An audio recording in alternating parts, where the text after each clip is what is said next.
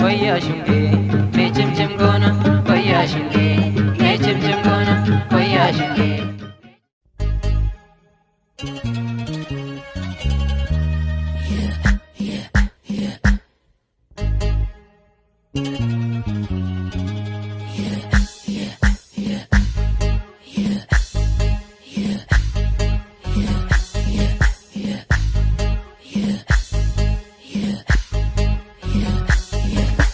koya shunge me chim chim gona koya shunge me chim chim gona koya shunge me chim chim gona yawe yako fulye yawe yake tala ya sahidin tatarare ya gara ko fulye ya gara ke tala ya sakidin gargar base naya saja bota kemi aha naya sama lengal chumi naya daba hargoja kemi gurba naya dama lenargumi hola gabawe ke sabasu tala are da she kabanito golfa mata waye sitarasu tala bare da ke sakamifo garamani waye gobatera aha jabota be shano basi bare dana haya fuda tera gurba taimi ma kenolasi lafa gabawe baya basan tala hola molko tokko dedi ana garawe na damasan tala yona tokko wajin tesi ha icharo waye bane chare aha ne tigom dagale ko ha inafo waye bane nafe gurbano niso jalale ko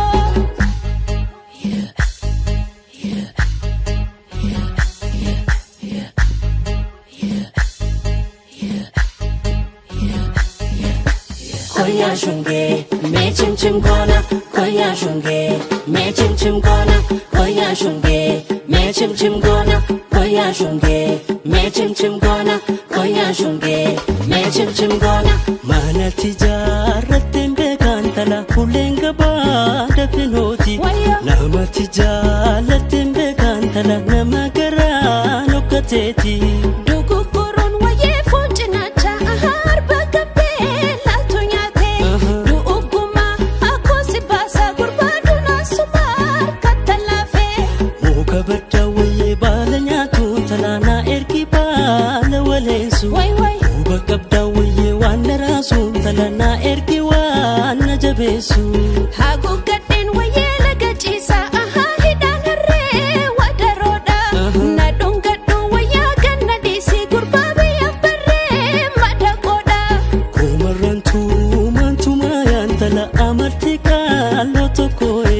tura mansira kuta yantala gurbatika rotokoe dalacho binne galla ya gurba ya gogawa rabesae jalaloki te waya ya gurba magobana ratesae koya shunge me chim chim gona koya shunge me chim chim gona koya shunge me chim chim gona koya shunge